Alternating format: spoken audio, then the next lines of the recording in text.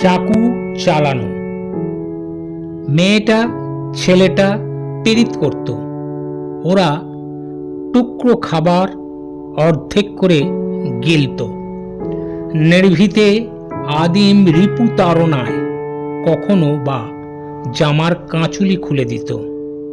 পান বরজের পাশ দিয়ে হাঁটত, একে অপরে নিঃশ্বাসে শ্বাস মেলাত। চোখের তারায় যেন তাদের ভালোবাসার মায়া লেপ্টে থাকত। পীড়িত না পাওয়া ছাওয়ালগুলান চোখে হিংসা ধরে ব্যঙ্গ করত।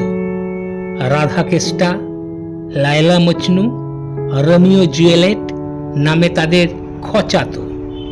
ওরা শুধুই ম্লান হাসত। একদিন মেয়েটার বাড়িতে সানাইয়ের শব্দ বাজল, আর ছেলেটার হাতে একটা চিঠি পেল। তুমি তো আমার দায়িত্ব নিলে না, বাবার পছন্দের পয়সাওয়ালা ঘরের ছেলেকে বিয়ে করছি, তাই তোমায় ছাড়ছি। রাগ করো না লক্ষ্মীটি। সানাইয়ের সুর ছেলেটার কানে, চিৎকারে ছপাং ঝপাং করে চাবুক মারে।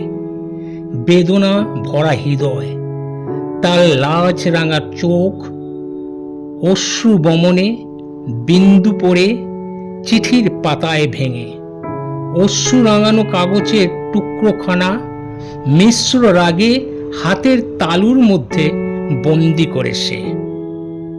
কিছুদিন পরে মেয়েটা নতুন বরের সাথে জোরে ফিরল বাপের বাড়িতে। মুখ তার হাসি খুশি মাখা, স্মৃতিতে সিঁদুর লেপা। পান বরজের আলপথে হাঁটে মেয়েটা। সহসা দৌড়ে আসে গরিব ঘরের ছেলেটা। মেয়েটার পেটে দিল চালিয়ে চাকুটা। কেটে গেল আন্ডারওয়্যারের দড়িটা।